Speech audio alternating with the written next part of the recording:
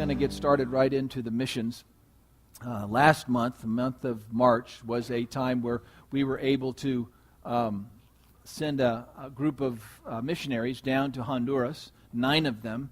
Most of them are here today, and they're going to present to you what God has done in their lives and how God has ministered in their hearts. So I'm going to kind of MC or work with this whole thing. So Brian, take it. It's all yours. Right after. Is that good? Right after. Right afterwards, after Alan speaks, then we're going to bring the stools up here, and then you can ask questions, and we'll answer them. So first of all, I would like to thank the church for your prayers.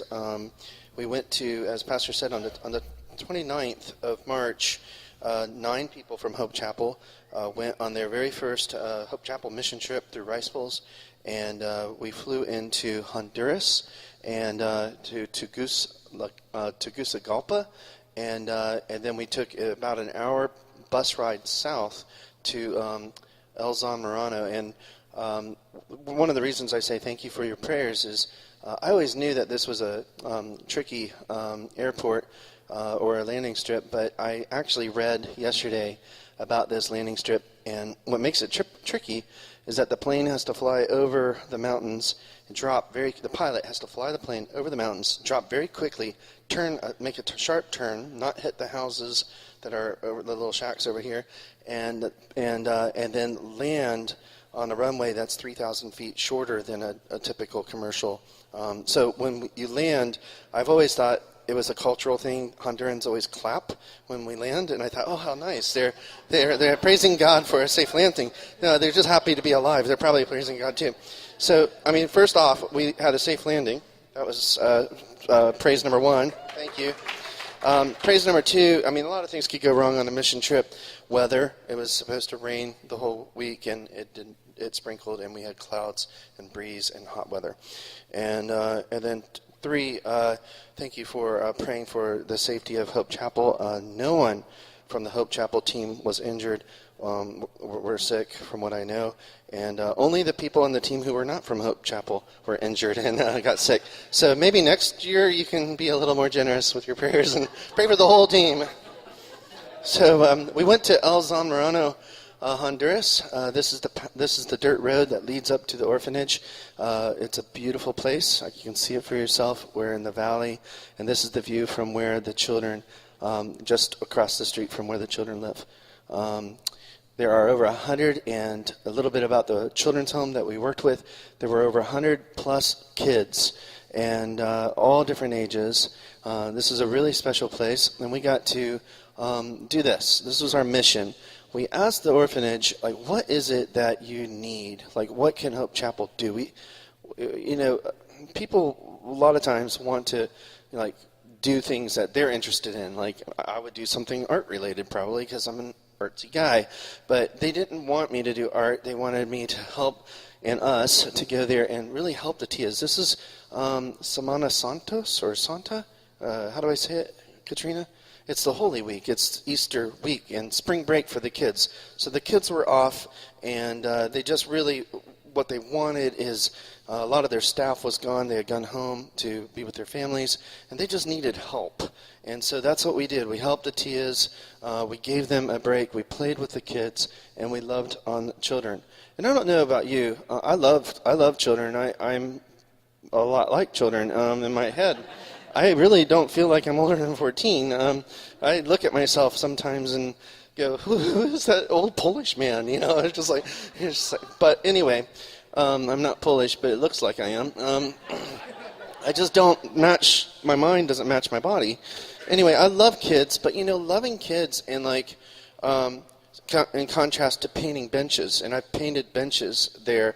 It's easier in some ways to paint 5 benches, and at the end of the day, what did you do? I painted 5 benches. With kids, just playing with kids and being there and reading stories to them and doing games with them. At the end of it, what did you do? I played with kids. It sounds like you're lame. But you should have painted 5 benches. That would have been more productive. But in this instance, I don't think It was. We were there to serve the Tias. This is Tia Olga.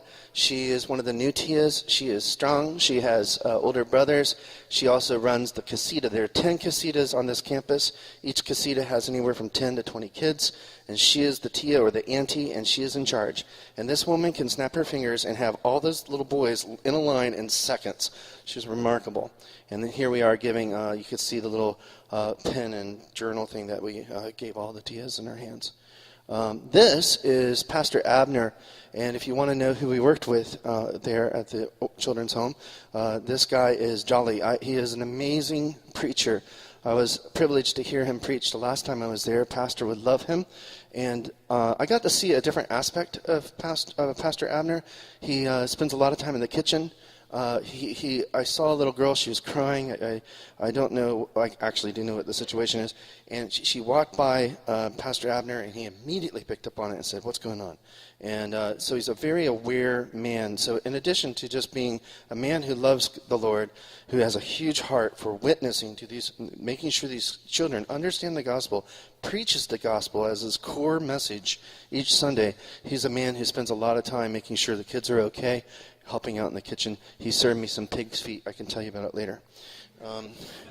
And this is what it's all about. I mean, we are trying to raise Christian. We are trying to help these kids become godly little kids. We were very fortunate. We got to see something that's a cultural thing. This is, I don't know if you guys can see, but there are these little square, rectangular type shaped pits there, and we were there for the Holy Week, and as a tradition, they eat fish on Easter Sunday, and these are tilapia. Have you heard of tilapia? It's a type of fish. Apparently the fins are like razor sharp. You don't want to touch them. And we were there for the harvest. They do it one or two times a year. It's a big thing. The kids were having a great time. There's one of the teenage boys. He was casting out the net. It was like Tai Chi. You just throw the net out, the net would fall, and then he'd pull out like 8 or 9 fish. And all the kids got involved in preparing the fish. Before the fish were, they carried the fish up the hill, all the fish were scaled and ready to go. And they harvested well over 100. I know the team may have seen this or may not have seen this. I know everyone would be pretty sad when they realized they missed Sunday where they served the fish. If I found that in my chicken KFC bucket, I'd be like furious. They just took the whole thing and deep fried it. Anyway, it looks disgusting to me, but it's a delicacy, I'm told.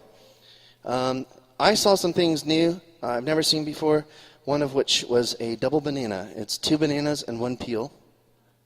There you go. Some people were adventurous. We went to a restaurant one day, and a guy named Jeff got this. I was like, that's disgusting. We were able to, we found out that one of the Tias, who I love, is Tia Anna, and she was having a birthday, and we were going to be gone, so we went to the grocery store, and we were able to surprise her one night with a birthday cake, which she loved. But it's about these guys right here. And a little note on here on this little girl, I called her Mowgli. Her real name is Fatima, and she has like a serious addiction to mangoes. So if you're looking for Fatima, she's in a mango tree, or she's got Jonathan helping her get mangoes, or anyone tall. We saw an iguana.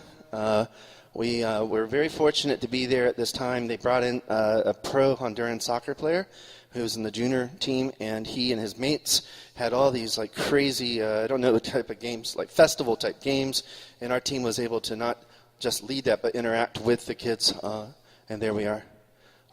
This is Ted. Do you guys know Ted? Where's Ted? The guy's an animal.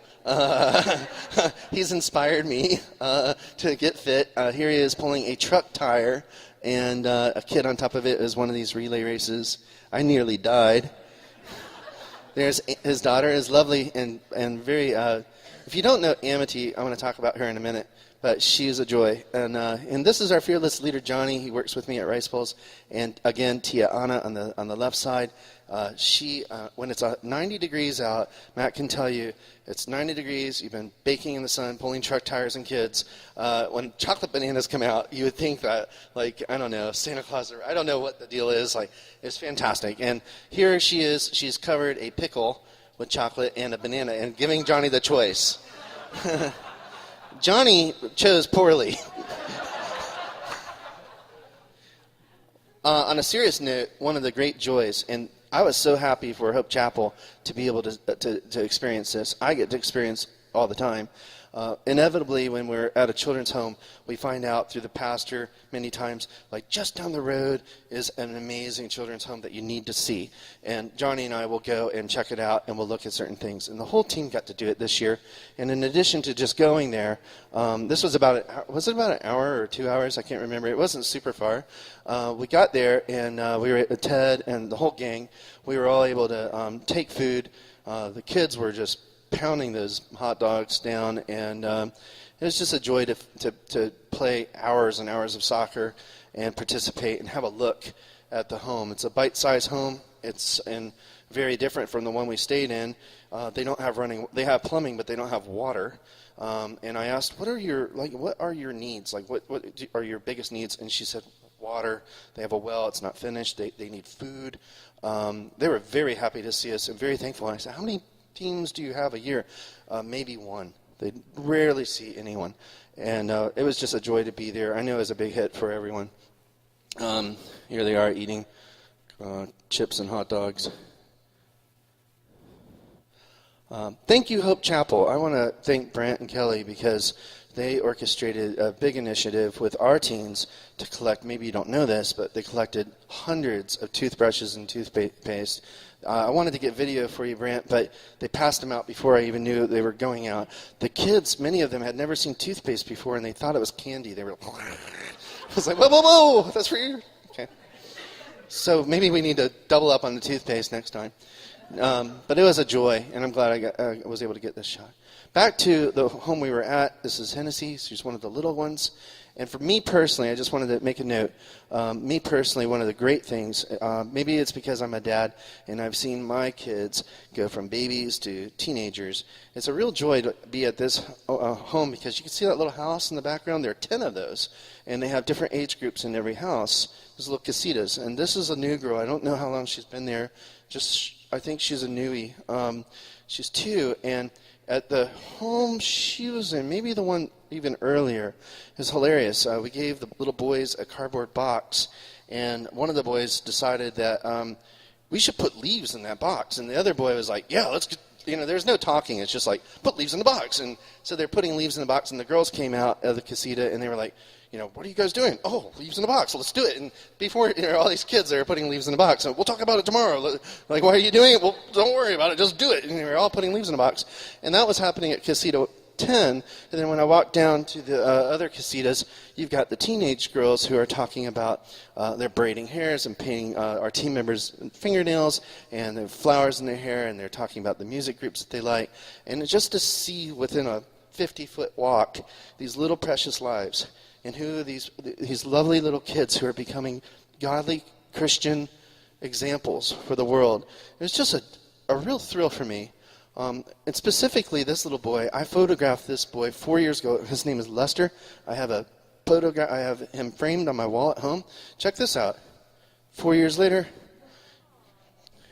he was getting milk from the farmer for his casita.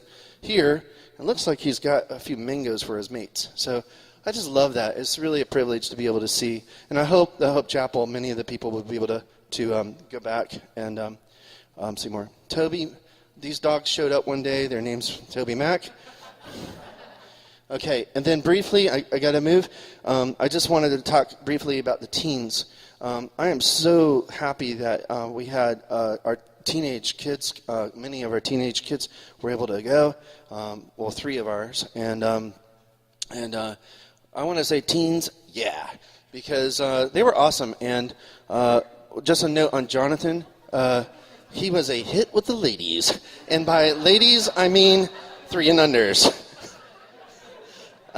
No, Jonathan, I didn't know, I always liked Jonathan. I've always known, I've always thought I knew Jonathan, but I was quite surprised. I mean, he is the kind of kid who, whatever the task is, he's engaged, completely engaged. And I was just so proud to have him there and to see him helping with the basketball school things that they did on Friday, and just interacting with all. And on the right, this will not come as a surprise to you. There's Fatima and getting Jonathan to pick mangoes.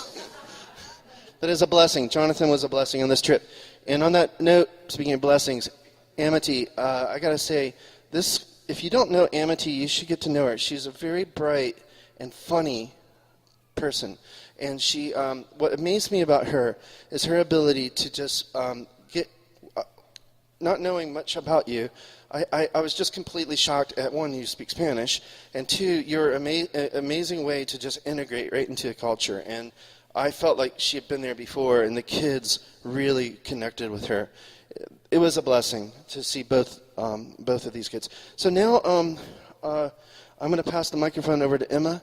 And Emma, when you're done, just pass the microphone to the next person. Emma's going to talk to you about a little girl and some of her background.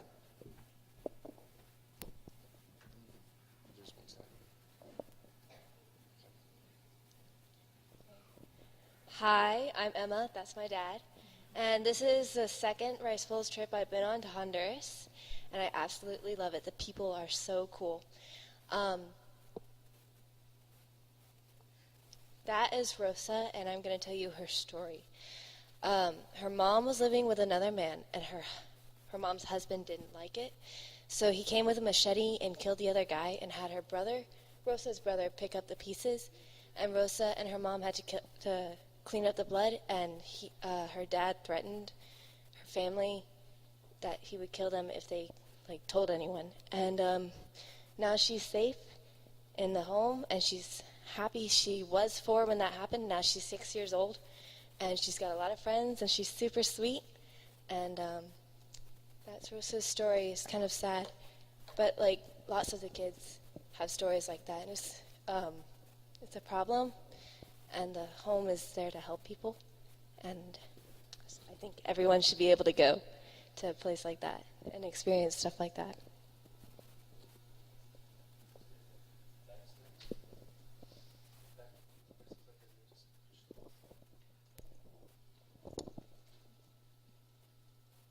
Oops. Okay. I'm not really sure who that one is, but I'm not really. There we go. This is Julissa, and she was one of my buddies the week that we were there. She's 15, and she and her brother are one of about 18 that never have any family members come visit them on family day. Her mom's in a mental institution. So what I noticed about her the most was a darkness and an emptiness when we first got there that week.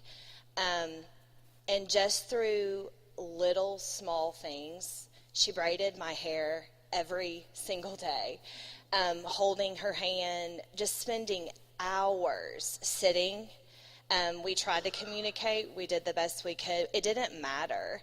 I just noticed a joy in her face the longer we stayed and the more little things that we did. I think that was probably the biggest thing I learned. As someone who spends all day long with kids, it was so overwhelming to sit there and think, you can't help them all, you can't save them all, you can't get to all of them. And I remember God brought this phrase to my mind, which was when we heard a ton, which was just be a small part of something big. And he kept saying that to me the whole week we were there. And that was a comfort because that's what we were doing.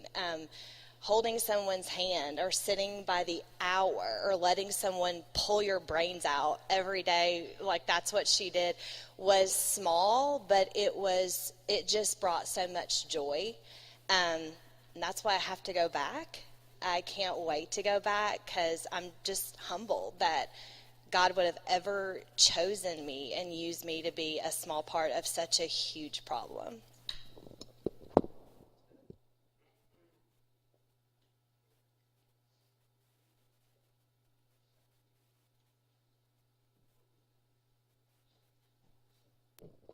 Okay, I can't wait to see what other pictures Brian has up here.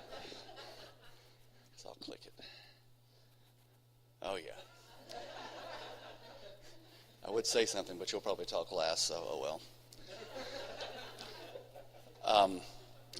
Yeah, the week it went by fast. It was extremely busy, and being with the kids and not really having a project was different, but really made a big difference, I know for me.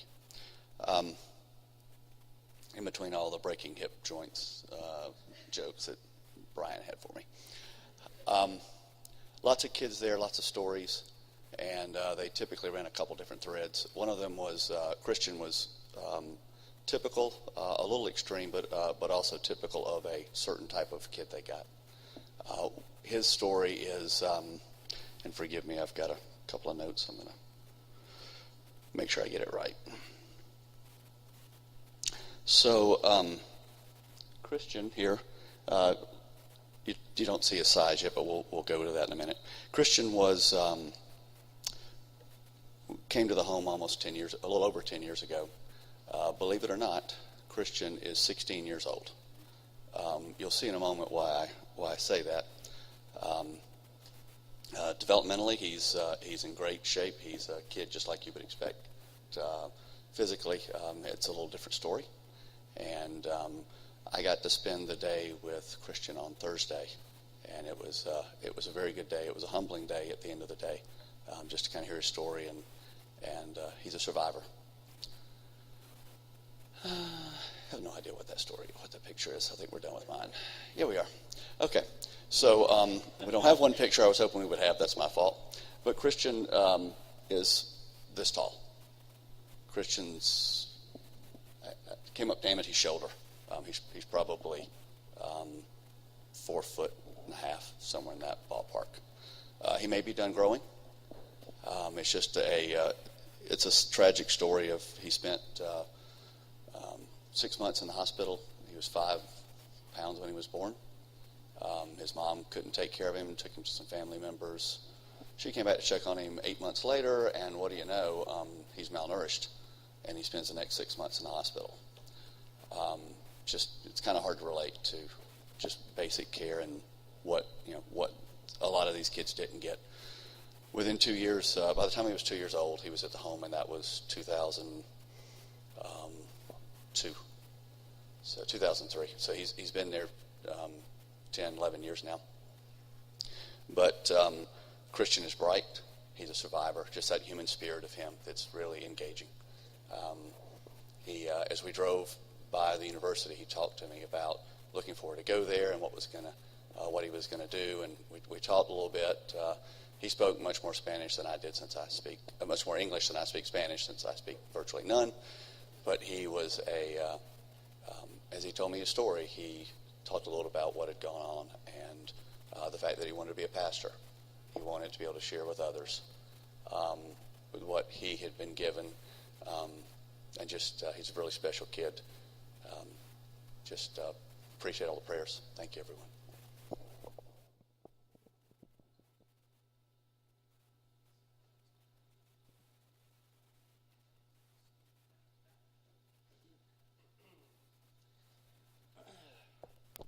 Good morning. All I can say is, wow. How do you fit a whole week into like a few minutes? But when I first got there,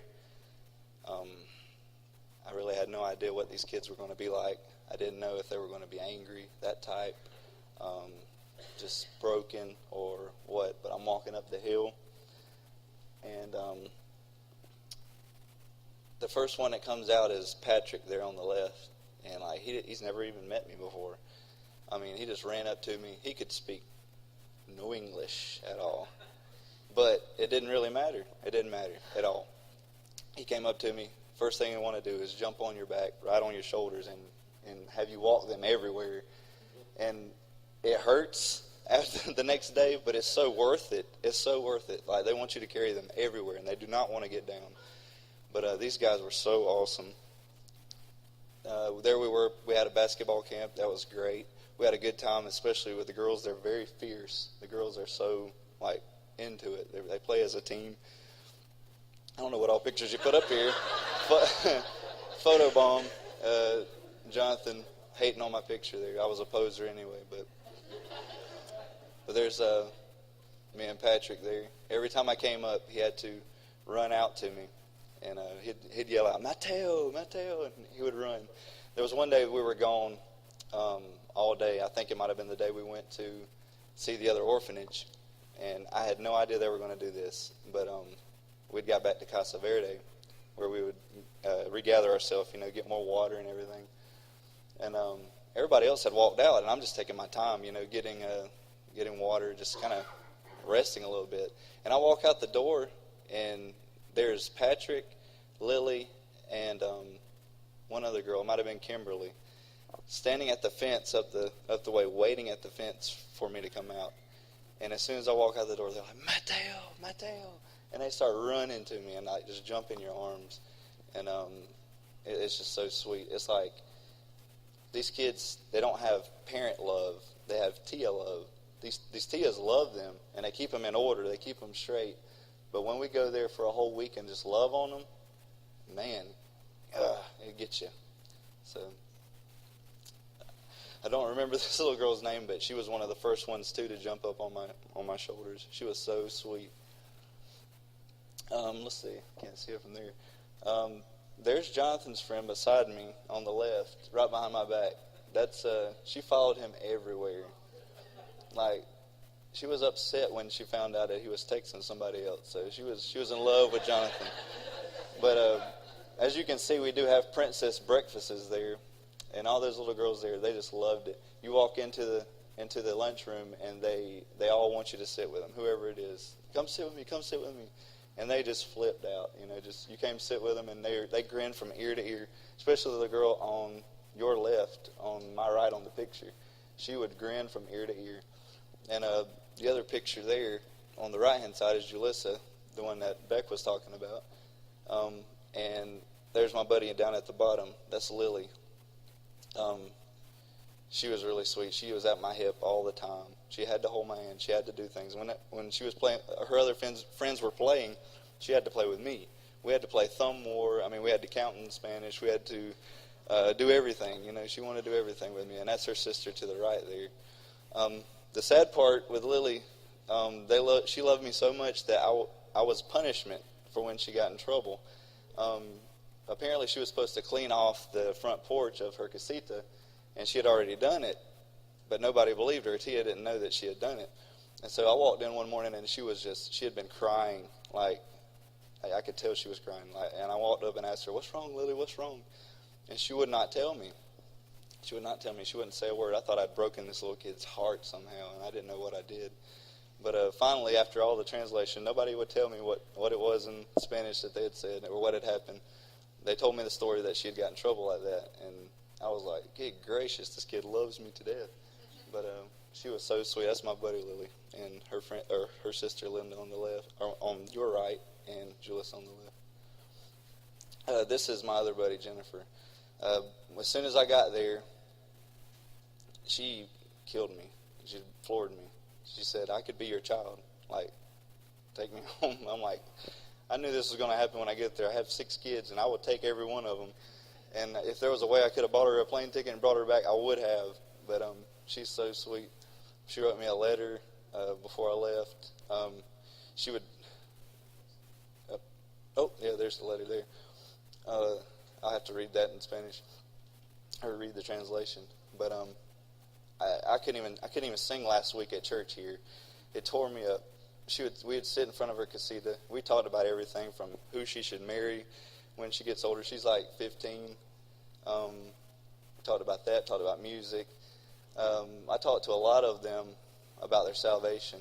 I rejoiced with some of them. One girl named Tanya. She was excited that I actually asked her. She was flipping out like, yeah, I'm a Christian. And that particular girl, Tanya, had almost been adopted 4 times, and it never worked out any other times. So she was very quiet, and we finally cracked her open and had a good time with her. But this is the letter that Jennifer, this one here, wrote me.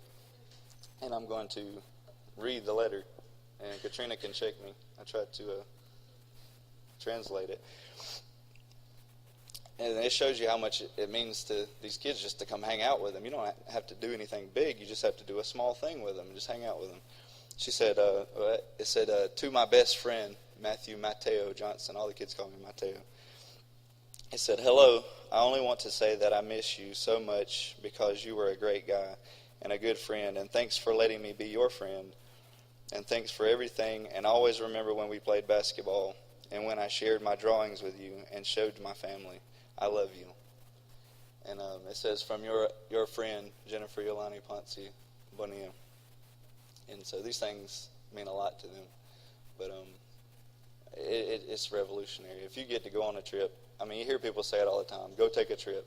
Just do it. Just go take one, and it'll change your life.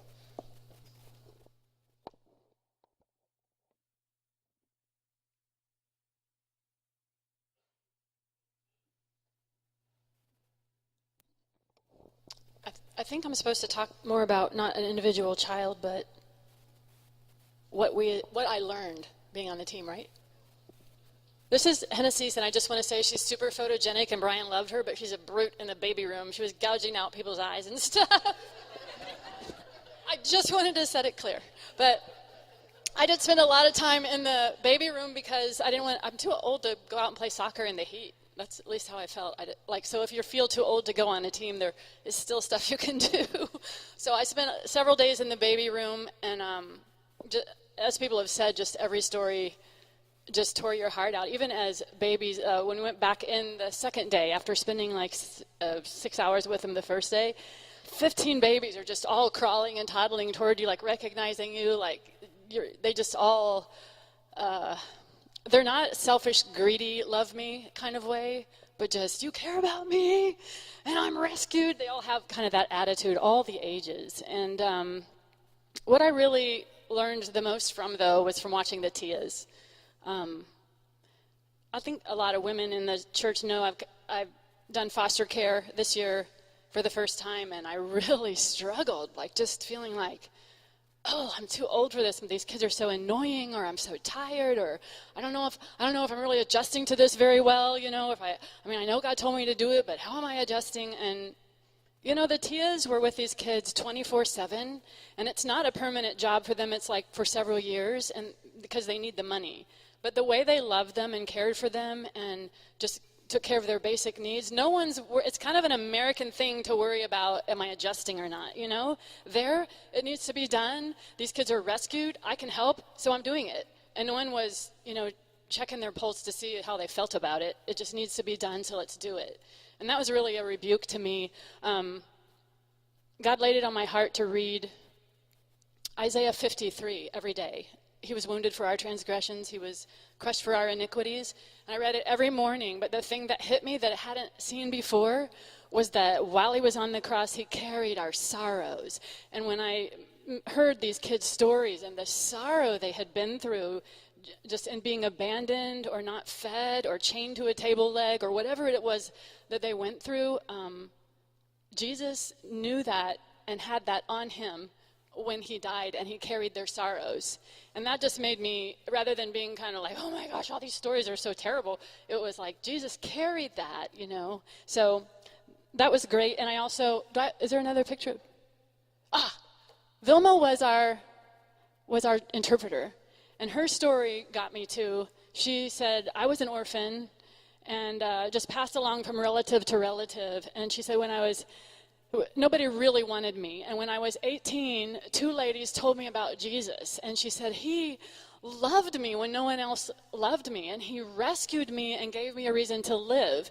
And every morning, she was in our room. And every morning, while we were like drinking Honduran coffee and sitting on the porch looking at the view, she's like singing praises to Jesus. And she wakes up in the morning saying, I love you, Jesus. Thank you for loving me. And when I thought about it, we're all adopted. We're all rescued into his family, and I ought to have that same attitude.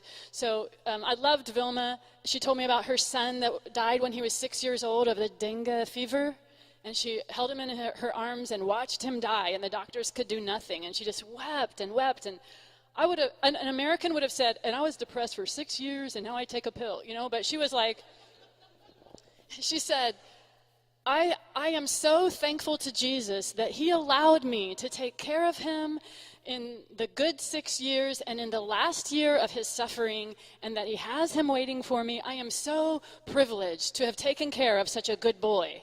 And just her whole attitude of life was so refreshing to me. I loved it. I would go back in a heartbeat. Even if you feel like, I don't know if I can keep up or I'm old, you should go. You should go, because anybody can hold a baby, and anyone can talk to Tia's and the interpreter and just be an encouragement to them and learn a lot. And thank God for the chance to go.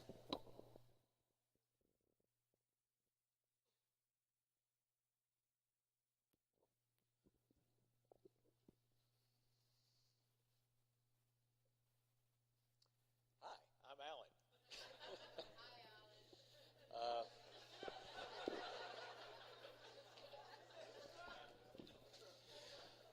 Really, I'm not sure what else I can say. I mean, everybody who's spoken thus far has really characterized the trip very well. It's very profound and very, very dramatic. All of these kids have a heartbreaking story. And, as you've already surmised, some are abandoned, some are truly orphaned, some have been removed from their homes because of very, very tragic situations. But all of them need love. All of them need parents, need families. This is my friend Gabriella. We played Connect 4 in the library on the property there. Didn't get to know Gabby's story very well. Gabby didn't speak a lot of English, but she was one of a number that hung around a lot. So these are some of my buddies, and I unfortunately can't name all of them. Gabby's the one on my shoulder, kind of peeking out there. Kenzie, and then some of the others. So we just had a great time loving on kids. The thing I was asked to talk about is just what were some of the moments that were really impactful, either on me or on the team. And I can't isolate one moment. I did spend a good bit of time thinking about that, but there were hundreds of smaller moments like this one, where you just spent time and something happened. You were talking with somebody and you heard a story that broke your heart. We did a basketball camp for the kids on Friday. Jonathan and I did. Really, I was the police, the cat herder, whatever, and tried to keep things organized. And Jonathan's the one with the basketball skills, so he would do the demonstration part. But then after that, we did some devotionals, and I got to share the gospel with the girls, and then later in the day with the boys. That was a particularly meaningful moment for me.